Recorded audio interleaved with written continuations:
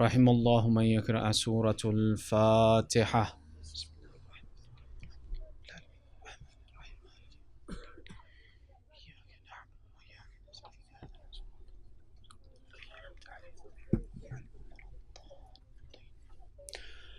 أعوذ بالله من الشيطان الرجيم. بسم الله الرحمن الرحيم. ربي اشرح لي صدري ويسر لي أمري واحلل عقدة من لساني يفقه قولي. الحمد لله رب العالمين، ثم الصلاة والسلام على سيدنا ونبينا وحبيب إله العالمين أبي القاسم محمد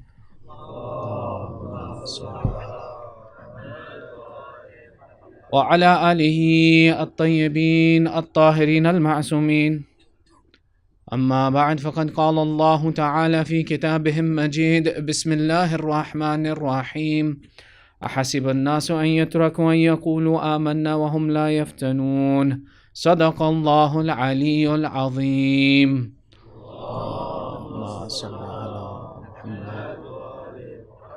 Your second salawat for love of Muhammad wa ali Muhammad. And your loudest of salawat is condolences to the master of our time, Sahibul Asr wa Zaman.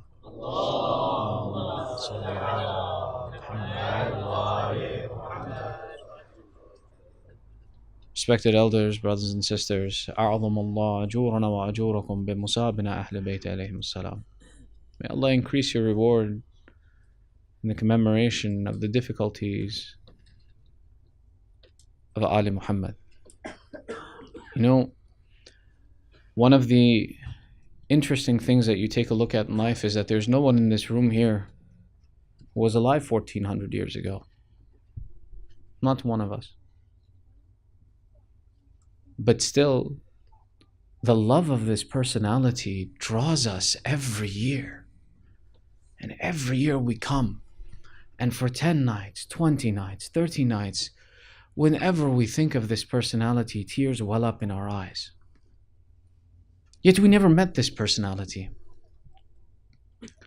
When we talk about the Majlis of Aba Abdullah and understanding the Majlis of Aba Abdullah, one of the things that you have to understand is that when you want to become a mu'min, when you want to practice your faith, Allah has created certain tools and utensils to help facilitate the process of developing iman. And the question is whether we have the realization to acknowledge that these are tools or resources to help us along our path of developing faith or not. And one of the most amazing, miraculous resources is this majlis of keeping your faith strong and developing your faith. When you come and you sit in these rooms, when you come and you leave the world behind and you come to Farsh-e-Aza and you come to the place of the commemoration of the martyrdom of Aba Abdullah, you begin that process of opening your heart and opening that desire within yourself to be attached to Ahlul Bayt, to be attached to Allah, to build a connection with Him. This isn't a little thing. This is within itself a miracle. Imagine, if for nothing else, if you only come one night out of my year, I can forget everything else, and my love for a personality draws me to a place and brings tears to my eyes because of my desire to associate with the personalities that Allah loved. These majalis are a tool for us, and don't take them lightly. Sometimes it happens that we question, for example, the tradition and the history of, for example, something that, now in contemporary environment, it's difficult for us to explain to the society we live in. I mean, verbalizing the idea that, yes, the grandson of the Prophet passed away 1400 years ago, yet every year I come and I commemorate and I cry, I weep and I beat my chest for him. Contemporary society has a difficult time understanding that, but internally, we need to be in the process of educating ourselves that when we feel tired from the majlis or when we have a hesitation of coming to the majlis, that no, my heart wants to link to Allah. I need a connection to attach me to Allah. Allah gave me the wasila of the love of Aba Abdullah, that I may return back to him and connect with him. That when my heart is covered with the rust and the sins of society and my environment is difficult for me to manage, the tears of Aba Abdullah for Aba Abdullah cleanse my heart from these challenges and bring me back to the focal point that my priority in life, if Hussein ibn Ali can sacrifice a son like Akbar, I can sacrifice some hours of my day in the hope that I can attach to Allah. These affairs are not, don't take them lightly. Don't think that this is a tradition and a ritual. No, this is a necessity of the protection of my faith. Take a look and see how Allah describes in Surah Ankabut in the second verse. He says, أَحَسِبَ النَّاسُ أَن يُتْرَكُوا أَن يَقُولُوا آمَنَّا وَهُمْ لَا يَفْتَنُونَ. Did you imagine? Did the people think that they would say that they have faith and they would be left alone? That they would not be tested? We're coming to the end of our discussion, mashallah, over the past series of nights about application. One of the processes of understanding why it's significant to apply faith as opposed to that it's sufficient that I have faith in my heart is the understanding and the structure of seeing what is the consequence of me not practicing my faith. What is the consequence of me being in a situation that I haven't been regularly practicing and preparing myself for the challenges that Allah puts before me? And Allah is telling you, I will test you, I will challenge you, I will make sure that when you verbalize that I am a person of faith, that your actions met your words. Lip service in Islam is not sufficient. It's not going to be sufficient, and Allah is not a liar. So when Allah says to you that I will test you and I will put you through challenges, and that because you said you have faith, you will have to prove it through your actions. This is why when we talk about these ideas of application, it's for the inherent purpose that when the challenge comes to me, when the test comes to me, I am capable of performing that action that should be performed, and I am capable of behaving in a fashion that reflects the faith that I have in my heart. But if I am not someone who on a regular basis can distinguish between the activities that Allah likes and distinguish between the activities that Allah dislikes, when the time comes that Allah wants to see my commitment to faith, I won't be able to reflect that faith in action. This is what we've been building towards about the idea of understanding that all of these applicable points that we've talked about, whether it's understanding the role of your spirit in your body, whether it's understanding the necessity of difficulties in life, whether it's understanding all of the various topics that we've discussed, child rearing and otherwise, and dealing with society and dealing with different members, is to say that whichever aspect of this, of life, right? Islam is a complete way of life. Meaning that Allah has no hesitation or problem challenging me from one or all of the aspects of life. That when the challenge comes, I have an idea of what my reaction as a mu'min and a believer should be. Now, when we want to discuss the idea of taking a look back in history and taking a look back to see how it is that people who may have professed faith correctly, who may have given lip service to the message of Islam, but because practice was not a part of their lifestyle, they were unable to fulfill the support of the religion of Islam when it was necessary. To that, we want to take a brief look at understanding and looking at the description of the difference between who it was that was in Kufa and who it was that was in Karbala. And how even we have the verses of Quran that support us in explaining to us that what it is that people will do when they don't practice their faith. If you can recite one loud salawat ala Muhammad wa ali Muhammad. Allahumma salli ala Muhammad wa ali Muhammad. When we take a look back at the system of history and we take a look back at the structure of history, there's sometimes a question that says that the people of Kufa who went and raised swords against Abu Abdullah, weren't these the exact same people who were said to be the supporters of Abu Abdullah, and they were the supporters of Imam Ali, and throughout history that these were the individuals who were already amongst the supporters of Ahlul Bayt, and they were the ones who raised the swords against Abu Abdullah and against the Ahlul Bayt. When we take a look at history, we see that there's a number of different situations and examples that occurred in history that changed the litmus of Kufa, and then accordingly that those people, what their personality was in relationship to faith, which is why we have this curiosity and this question of this situation. When we take a look and we see that When Amir al-Mu'mineen took the Khilafat and he was in a position of authority, and then the city of Basra was taken over and the preparation for the Battle of Jamal, in Medina there were no supporters for Amir al-Mu'mineen. There were less than 1,000 people who rallied to the call of Amir al-Mu'mineen when he said that there are people who have usurped the right and taken authority over one of the cities of Islam. We need to raise an army to defend the religion of Islam. In Medina, maybe there were 700 people, in some narrations or some historians have written 700 to 1,000 people who came out in support of Amir al-Mu'mineen to go defend Islam from Medina. And the army that was raised in Jamal, they were going against an army of 10,000, at least 10,000 to 15,000 soldiers. The military support had not been present in the city of Medina to defend the religion of Islam. Why is it that, some historians, we reflect and we ask the question, why did Amir al-Mu'mineen shift the capital of Islam from Medina to Kufa? One of the aspects that's discussed as up to why is on the principle that there was no military support left in the city of Medina to support the true message and support the leadership of Islam at that point in time. Had there been an attack from an outside force on the city of Medina, being that Medina was the capital of the government of Islam, the soldiers weren't there or dedicated enough to support and protect the capital of Islam. We see that when Amir al-Mu'mineen heads out to the field to go to Jamal, he sends Imam Hassan alayhi salam to the city of Kufa to raise support and raise soldiers from the city of Kufa. The people in the city of Kufa, seeing the grandson of the Holy Prophet become so activated, so ready to support, that an army of 10,000 comes out from the city of Kufa in support of Amir al-Mu'mineen, we know, in the Battle of Jamal, and Amir al-Mu'mineen is victorious in Jamal. This idea that there was military support for Amir al-Mu'mineen in the city of Kufa is one of the reasons why some historians have said that Amir al-Mu'mineen shifted the capital of Islam from the city of Medina to the city of Kufa. So Kufa, we take a look and we see in the time of Amir al-Mu'mineen, was a city that was characterized by its love and support of the family of Rasulullah. And we take a look and we see that Amir al-Mu'mineen, for the series of campaigns that were waged in his 4 years and 9 months of Khilafat, takes the support from the people of Kufa, and that is a garrison town. That then comes in the support of Amir al-Mu'mineen. But even then, during the time of Amir al-Mu'mineen, under the authority of Amir al-Mu'mineen, the people are sluggish and hesitant, and they don't rise up the way they should.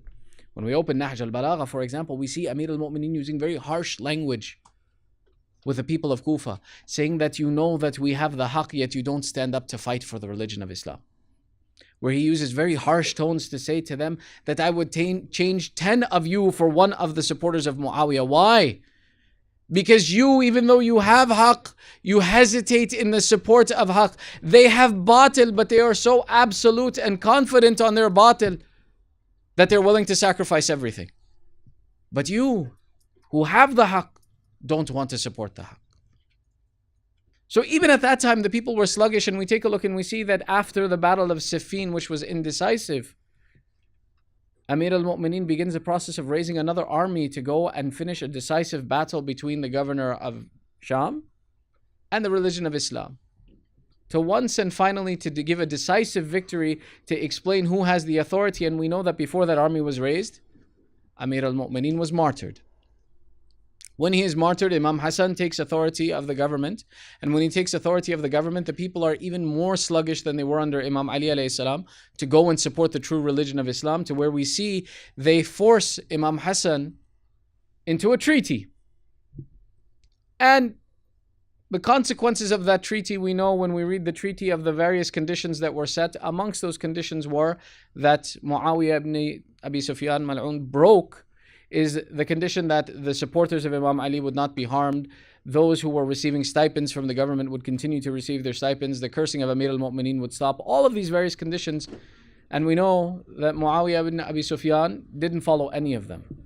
One of the things that Muawiyah ibn Abi Sufyan Mal'un did is that he knew the city of Kufa is the place that was the headquarters of the opposition to his authority.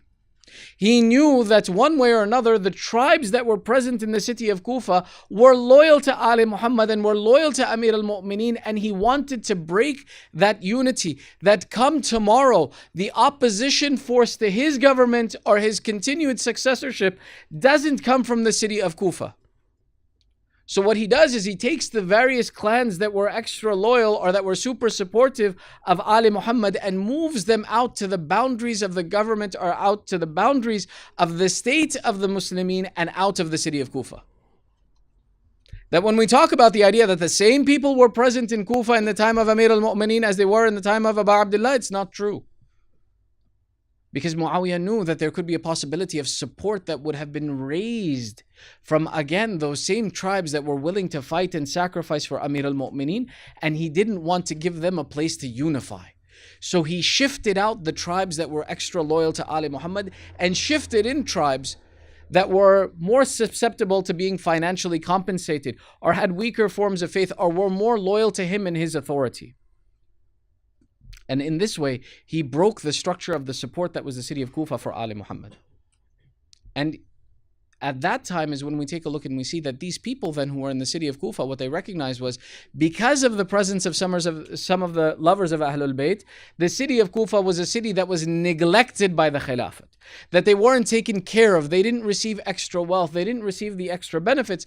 And as a city that was neglected by the government, they looked for any opposition that they could find to stand up against the government.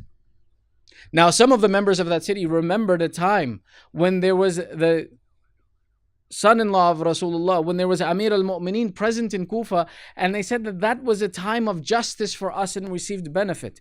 When Muawiyah Mal'un is dead, they say, now let us go find someone who will return some glory to the city of Kufa.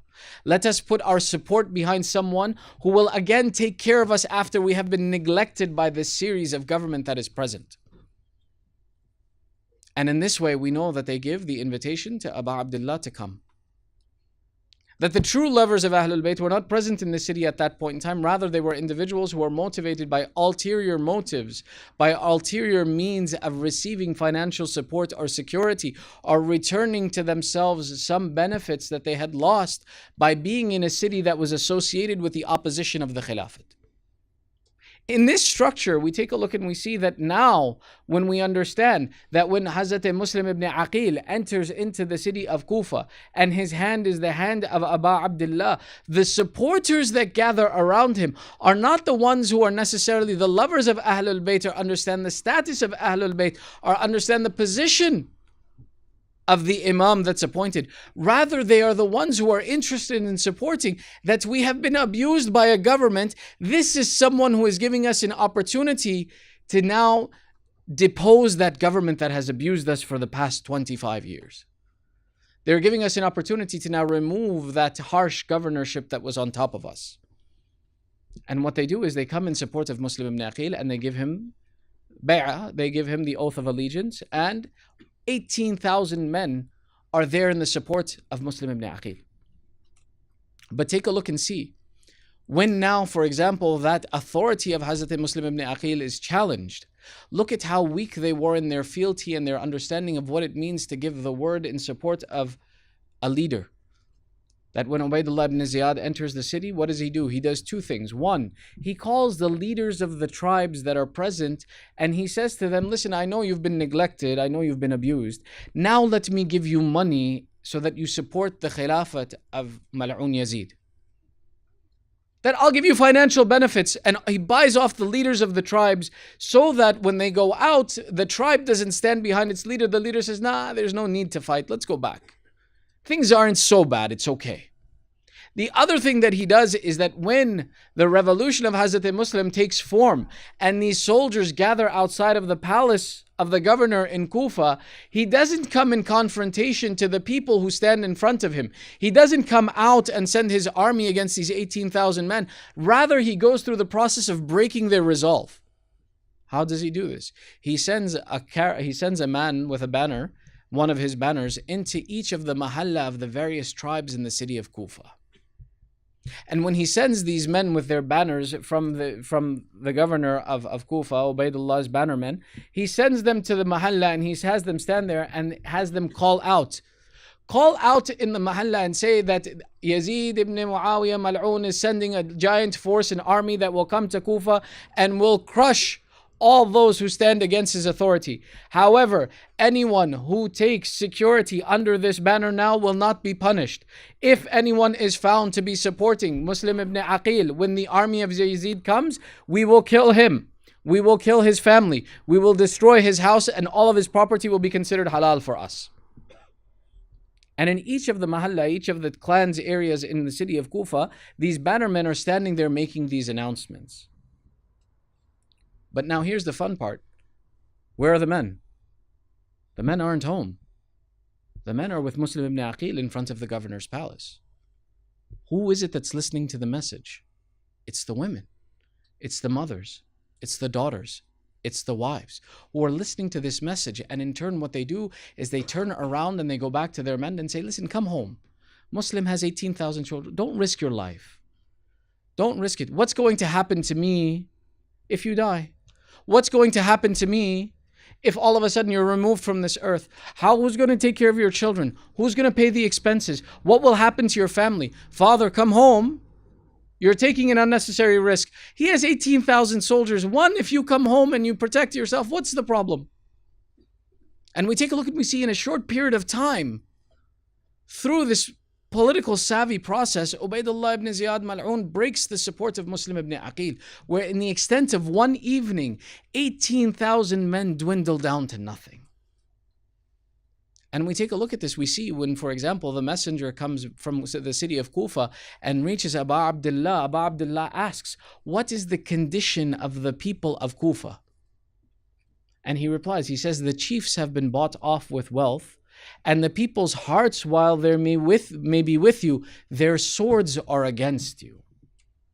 Because their interest is not in your love, Abu Abdullah. Their interest is in protecting themselves. Their interest is in their own financial advancement. Their interest is in their own security in this process. When we take a look and we see, this is actually something that when we look in the Quran, in Surah An-Nisa, verse 77, there is this verse that Allah has sent down that we have tafsir about, in which Allah says, أَلَمْ تَرَ إِلَى الَّذِينَ قِيلَ لَهُمْ كُفُّوا أَيْدِيَكُمْ وَأَقِيمُوا الصَّلَاةَ وَآتُوا الزَّكَاةَ. That didn't you see that there was a people who, when they were told to hold off their hands from fighting and to perform salat and pay the poor rate, that they begrudgingly did not want to accept this. فلما كتب عليهم القتال إذا فريق منهم يخشون الناس كخشية الله أو أشد خشية. That when they were told not to fight and they were told to pray and to offer zakat, they hesitated and became upset with this idea. But then when we told them to fight, they became afraid of people as they feared Allah, or they became more afraid of the people than they feared Allah. And it continues that they said then, for example, وقال ربنا لما كتبت علينا القتال لولا أخرتنا إلى أجل قريب. That they complained when they were ordered to fight, oh Allah, why did you order us to fight? Why didn't you delay the fighting till another time, that we shouldn't have to fight now?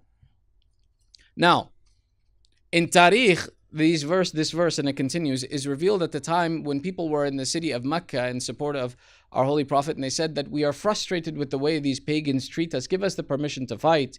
And Rasulullah said to them that no, be patient. And then later, when the time for the wars of Islam came, when the battles of Badr and Uhud came, these same people who were edging and itching for a fight now suddenly didn't want to fight. They were afraid of what they would lose in this process. In Tafsir Burhan, we have a narration from Imam Ja'far ibn Muhammad as-Sadiq alayhi salam,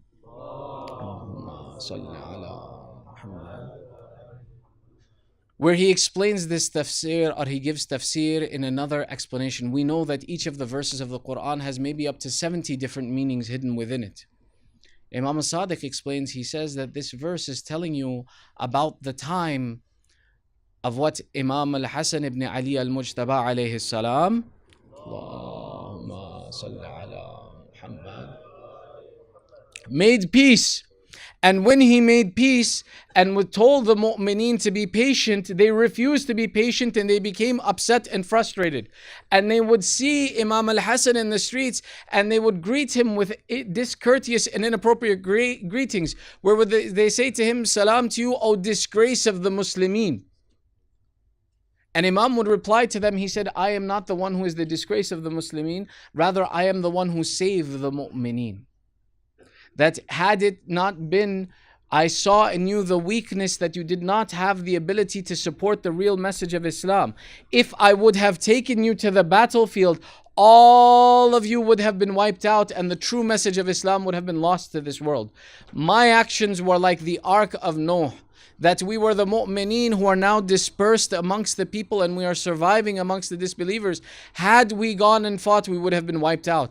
That Imam Hassan went through the process of protecting the religion of Islam by knowing that the people were not there to truly support the religion of Islam and they would have lost in a war, so Imam made peace to protect their lives.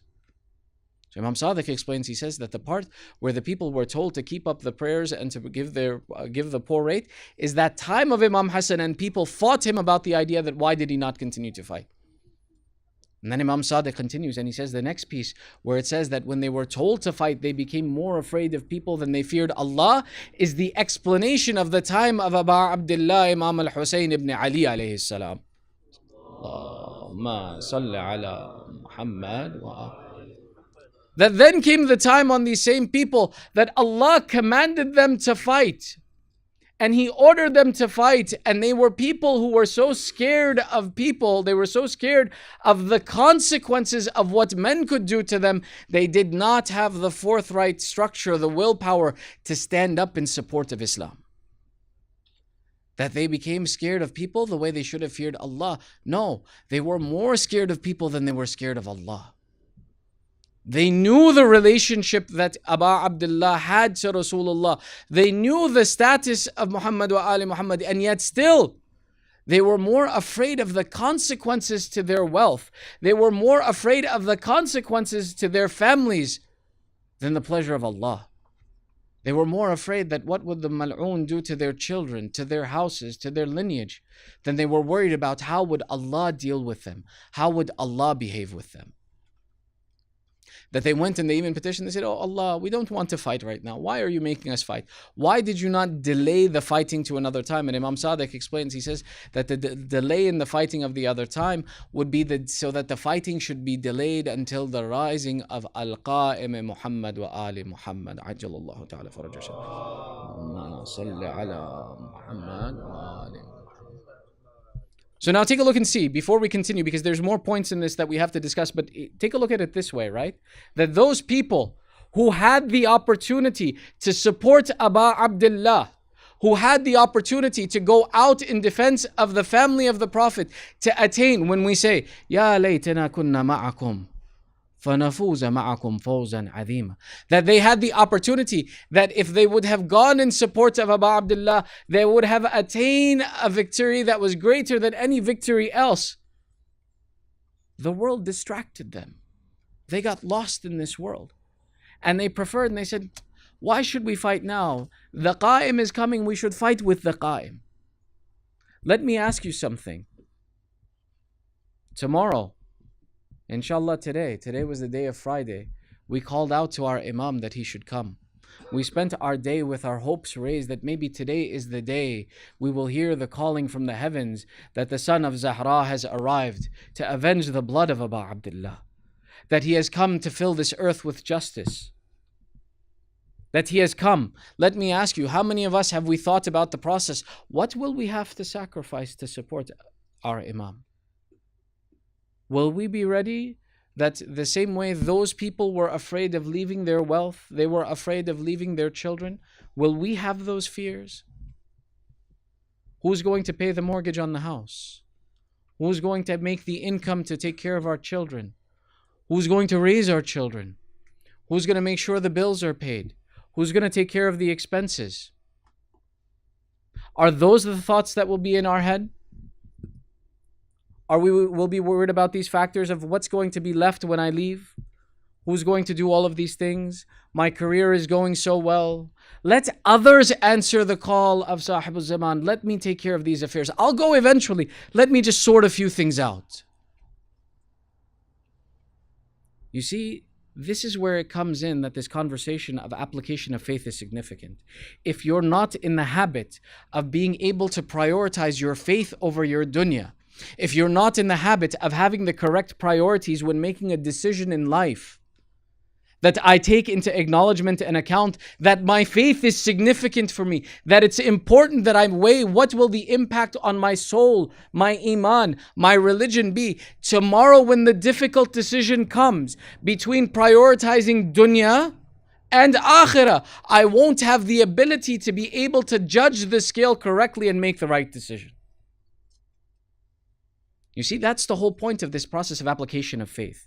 And tomorrow, inshallah, we'll continue this process of putting this bow tie on this topic. But it's important to understand that we are the ones who are preparing, that our iman, it's not the question of what I can do with a sword. It's not the question of what I can do in terms of military might. Because if my interest isn't in fighting, it doesn't matter how strong I am.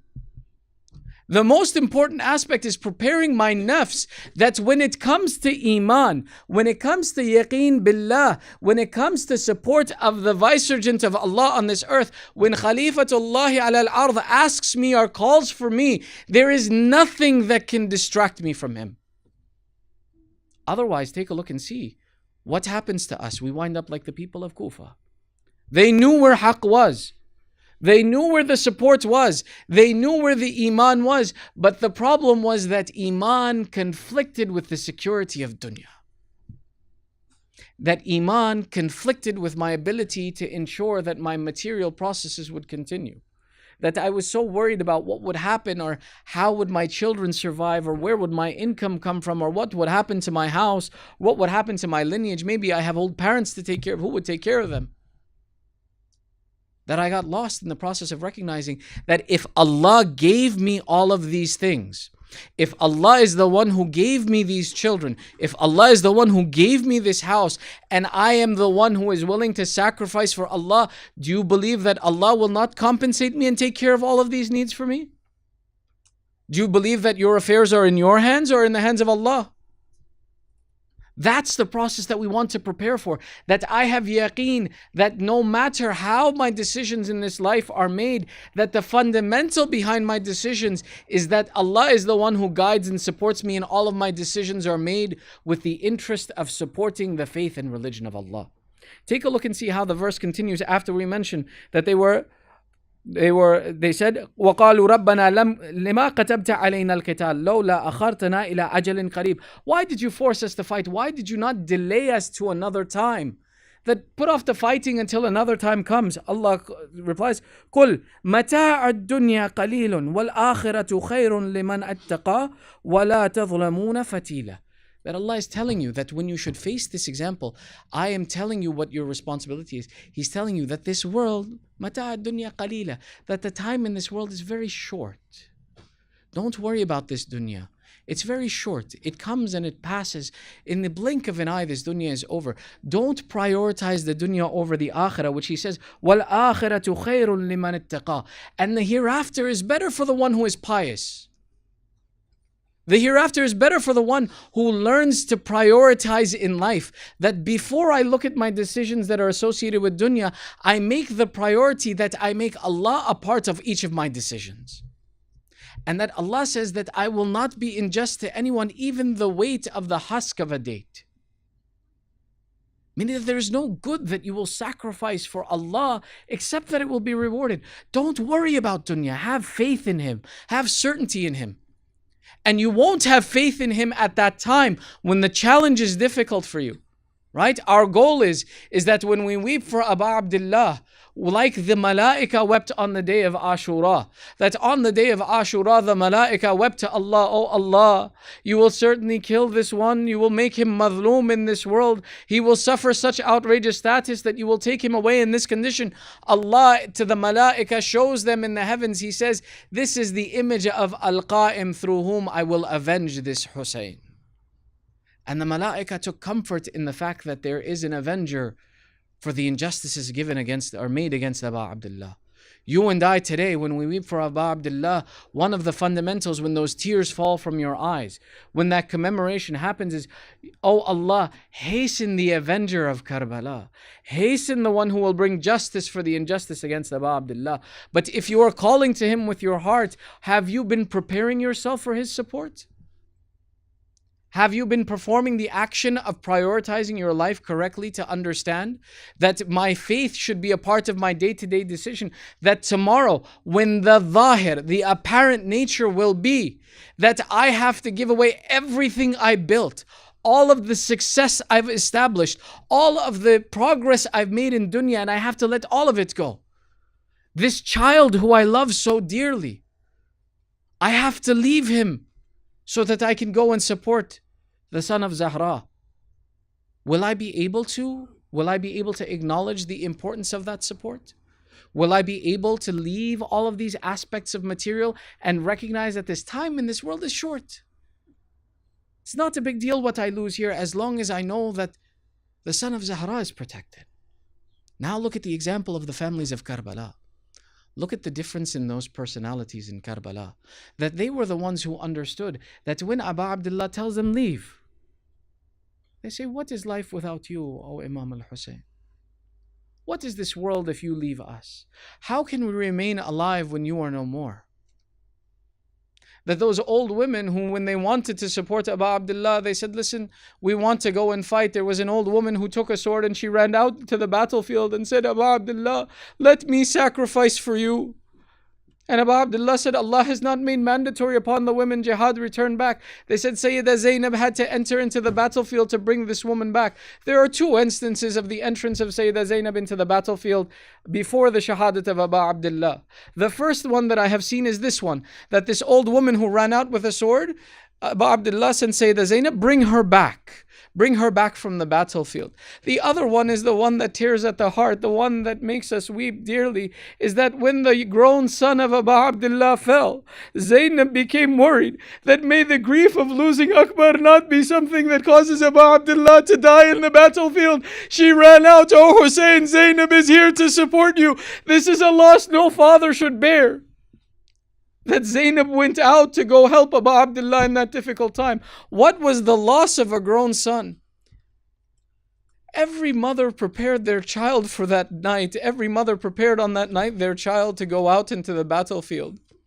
And every father who was there went out to fight, and then the mother sent the sons afterwards. There's a narration that says that a young boy came with a sword strapped to his waist and a turban wrapped on his head, and he said, Oh my master, my imam, give me permission to go fight. Abu Abdullah said, wasn't your father killed in the rain of arrows that befell us? He says, yes, he was. He says, go back to the tents. It's too much for a mother to lose both her husband and to lose her son in one day. Don't go out into the battlefield. Go and comfort your mother. He raises his hands. He says, Abu Abdullah, it is my mother who sent me in your support. There were those who had recognized akhirah over dunya, like this mother who gave her son and demanded that her son go out into the battlefield and go out and defend the grandson of Rasulullah. That she went and she talked, Oh my son, how will I stand before Zahra the day of judgment? That her son was ready to make the sacrifice and I protected my child over hers? Go out, my son, sacrifice for Zahra. This is the format we want to prepare for, so that we raise the children who understand Iman and the supports of Iman correctly.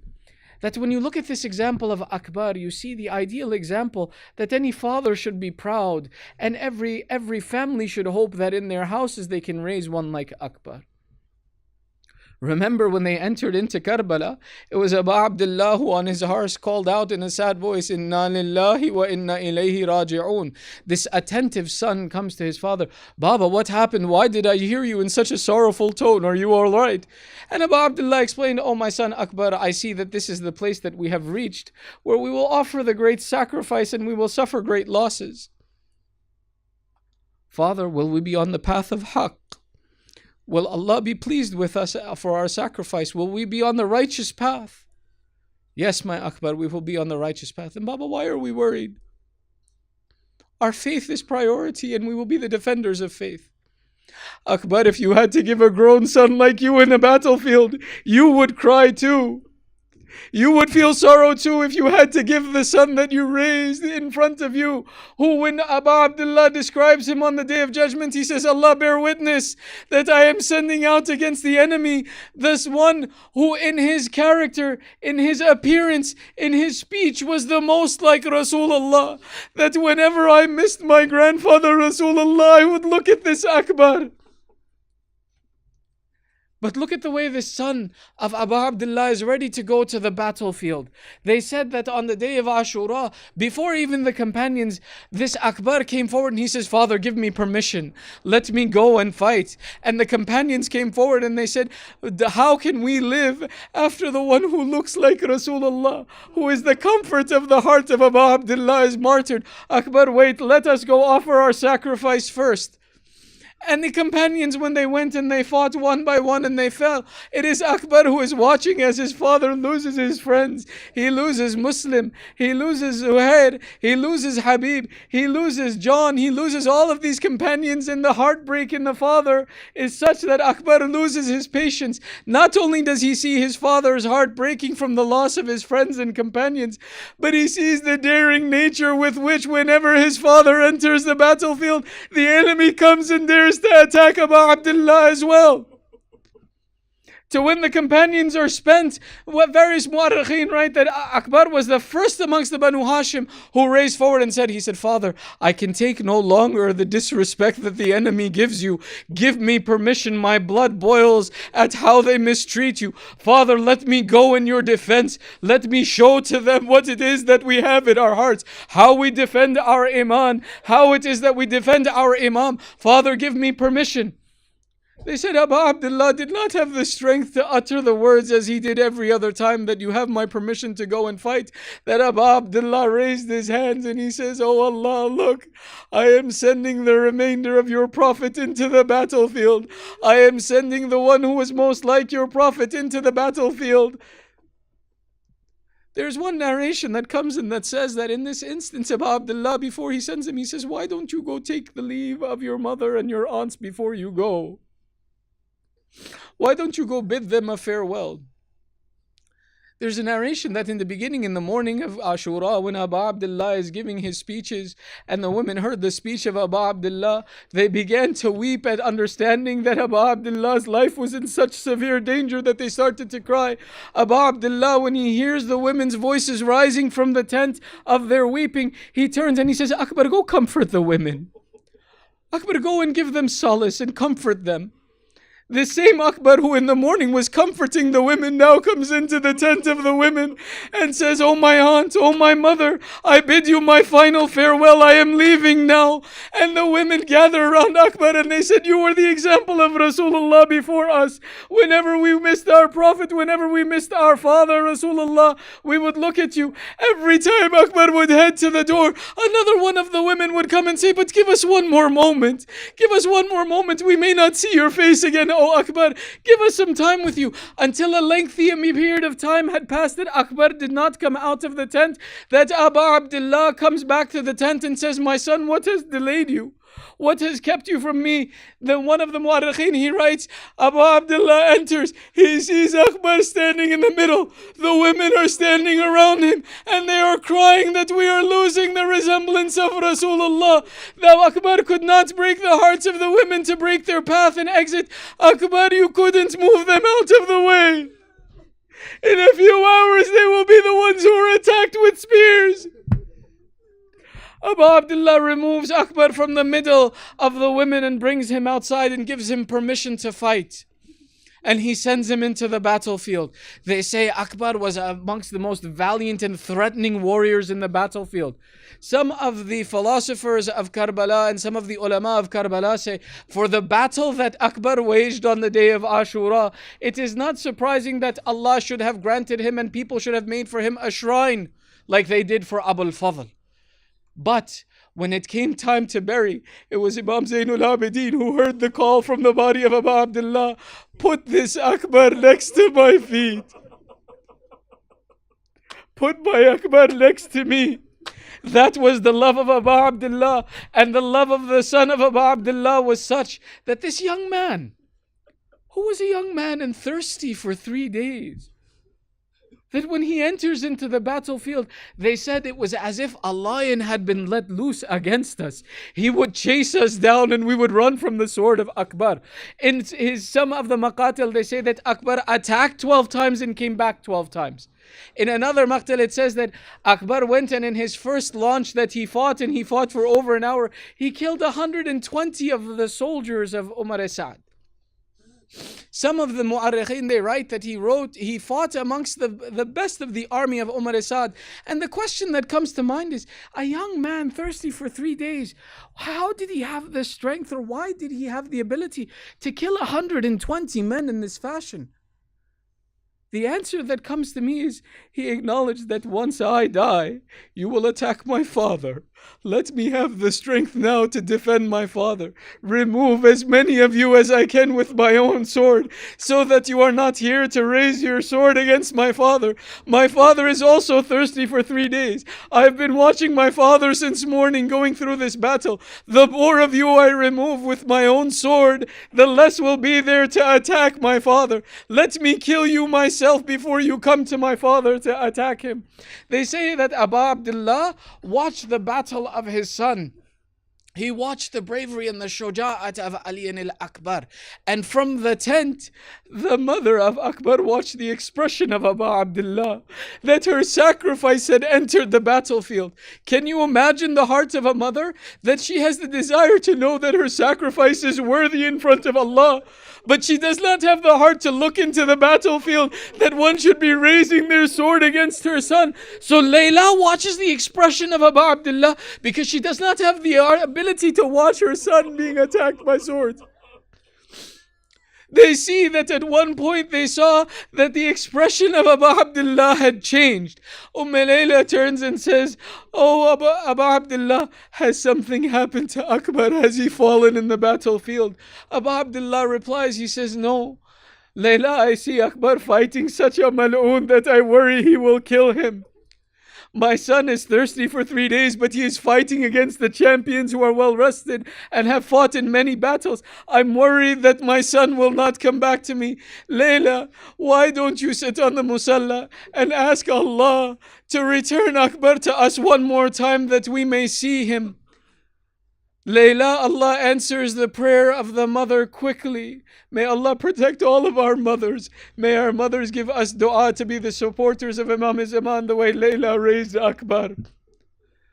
The dua of Layla is heartbreaking. There are 2 phrases I'll share with you. One, Layla sits on the musalla, raises her hands, and she calls out, "Ya man rada Yusuf ila Yaqub." O glorious creator of ours, who had the mercy on Yaqub, when Yaqub had wept for his son Yusuf till he lost his eyes, that you were merciful to Yaqub, that you returned his son Yusuf to him. By that right that you can return Yusuf to Yaqub, Allah, I am asking you not for myself, but بحق هذا الغريب المظلوم Hussein, that by the right of this lonely, abused Hussein, return Akbar to him. Allah gave Akbar victory against this warrior, and Akbar returned back to the tents. There is a statement that's recorded in this instance of the return of Akbar that says Akbar asked for water. There are 3 understandings that may come from this. One is to say that Akbar had been a personality who was in his fighting, had come to the point where he said that, "Oh Abu Abdullah, oh father, if there were some water for me, I wish to kill more of them and show to them that whose son I am. That could you provide me with some water so that I may do even more justice in the way of battle?" The second interpretation that comes to me in understanding is to say that the son, when his father compliments him on his battle, when the father has seen and been watching his son fighting, that maybe in the process of Ali al-Akbar says to his father, "Oh father, you would have seen truly how my fighting is if I had some water to go in this fight and to continue this fight." The third one that some of the ulama have explained, and this is the one that tears at the heart, is that Ali al-Akbar's phrase was, "Father, the thirst is killing me, and my armor is cutting into my skin."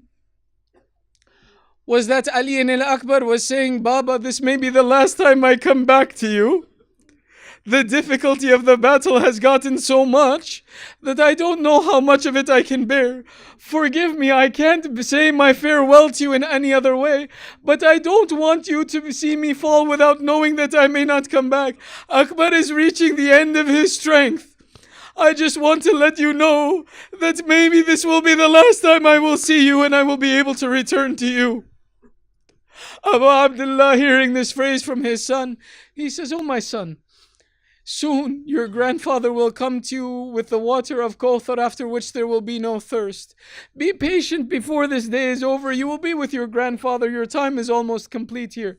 Why don't you, Akbar, take my tongue in your mouth and see if you find some comfort in this?" The famous Khutaba and the ulama have said that Akbar, when he takes the tongue of Abu Abdullah in his mouth, he calls out in pain, "Ah, Baba, your condition is worse than mine. You are more thirsty than I am." And in this condition, Akbar takes his permission. He says, "Baba, give me permission to return to the battlefield." They say upon the return, Akbar kills another 80 of the warriors of the army of Umar Saad. That effect of watching and seeing the tongue and the pain of his father was so much for Akbar that his strength was renewed and his anger was renewed. "How dare you abuse my father, the remainder of Rasulullah on this earth, in such a way?" And Akbar fought valiantly, where he killed another 80 men. They said that when the army of Umar Saad would look at Akbar, they would become stuck, that they did not know how to react. They became ashamed and embarrassed. How do we raise our sword to the face of Rasulullah? How do we become the ones who attack Rasulullah? That one of the effects of Akbar in the battlefield was that they became scared and frightened, that truly this is Rasulullah fighting in the way of Abu Abdullah. Until eventually they realized, and the army called out, "Don't you understand? This is the children of the Banu Hashim. You will not kill them in one-on-one combat. Surround him and attack him from all directions. Otherwise this champion of Hussein will not fall." And when they surrounded him, this one Mal'un Marra turned to his companions and he says, all of the sins of the Arab upon me, if I don't make this child's mother weep upon him now." They said, "Marra, we can't bring our attack to his face. Every time we look at his face, our swords become stopped. How will you attack him?" He says, "When we encircle him, I will bring my spear from behind and I will make him fall." Barra Mal'un, there are two narrations. One that says the spear was thrown into the back of Akbar. The other narration is that once it was thrown, Akbar was struck on the head with an iron mace that caused him to fall forward on his horse. In this moment when Akbar feels the effect of the attack, he does something that no other of the shuhada did. All of the shuhada either called out, "Oh my uncle, oh Imam, come to me." Others called out, "Salamu alayka ya Abu Abdullah." Akbar, seeing the difficulty of his father, called out, "Alayka minni salam ya bata." I give you such a salam, father, that I don't want a response to it. My death will be too much for you, father. Don't call out to me. The Mu'arrikh, the Maqtal continues that Akbar, when he is struck, he falls forward onto his horse. And that time they had trained the horses that when a soldier on his horse falls forward and leans on the neck of the horse, that the horse should return back to the camp to help and to save the wounded soldier from dying, or to give him a moment to be amongst his supporter. The horse turns around and comes back to his encampment, so that that person is in their encampment when they leave. But Akbar was the madhloom, the innocent one, who when he was struck, the blood that came out of him was so profuse that it clouded the eyes of his horse when he fell forward on the horse, that the horse in his confusion ran into the enemy's camp instead of turning back to Abu Abdullah. The Mu'arrikhin write that the enemy was so glad that the one that they couldn't stop had died, that when Akbar fell forward, they came and they began to chop at him. They hit him with their swords. They hit him with their spears in desecration, that finally the support of Hussein is dead. That in this case, Akbar fell over into the encampment of the enemy, and that's where he died. Abu Abdullah, upon hearing the call of his son, they say Abu Abdullah ran onto his horse and ran into the battlefield. One narrator, he narrates this incident that he says that from the tent, Zainab was watching because she knew the difficult sacrifice Abu Abdullah presented. That when Akbar called out, she saw Hussein charge into the battlefield to the left, and she called, "Oh Hussein, Ali calls you from the right, but you run to the left." Abu Abdullah turned, "Zainab, don't find fault in me. Once I heard the call of Akbar, the light of my eyes left my eyes. I don't know where to go in the battlefield." This final statement I'll leave you with upon the final farewell between a father and his child. They say when Abu Abdullah reached Ali al-Akbar, he did not come off of the horse, rather he threw himself from his horse. The way they had been celebrating around Abbas, the way they had been seeing all of the shuhada fall when they would attack in groups, one of our ulama, our respected ulama, he says on that moment when they saw Akbar on the ground and Hussein came to him, the army gathered around Abu Abdullah and they stood in their saddles to watch the events. They wanted to see, how does an old father bid farewell to his grown son? They became curious that what does an old man say to his child? How does an old man bid farewell to his grown son in front of his eyes? That they stood there and they watched, which is why the Mu'arrikhin, they write, they say, we saw Abu Abdullah when he reached the body of an Ali al-Akbar, and Ali al-Akbar's soul had left his body. Abu Abdullah rubbed his cheek against the cheek of his son Akbar on the ground of Karbala. One Mu'arrikh continues, when Abu Abdullah could not find comfort in this, they said, we saw Abu Abdullah lie down on the ground of Karbala and take the body of Akbar and hold it to his chest on the field of Karbala. In this instance, Zainab came to the field of Karbala for the second time. Oh Hussein, Zainab is here. Oh Hussein, don't die in this instance over the grief of Akbar. I am here from you. This approach of Zainab brings Hussein back, and he says, Hussein, he says, Zainab, Hussein is alive. Go back to the tents. They say two things about the returning of the body in Al-Akbar. That one, Abu Abdullah, he took Zainab back and called out, O Banu Hashim, come and bring your brother back to the tents. The other narration says that Abu Abdullah tried to pick up the body of Akbar 50 times. And 50 times the body of Al-Akbar fell from his hands. We join the two. Abu Abdullah gave the respect to all of the shuhada that I return your body. He tried to give the same honor to his son. When he was incapable of carrying the body of his own son, he called out, O young of the Banu Hashim, come and take your brother back after his sacrifice has been presented. Inna lillahi wa inna ilayhi raji'un. ألا لعنة الله على القوم الظالمين وسيعلم الذين ظلموا أي منقلب ينقلبون. مات من حسين.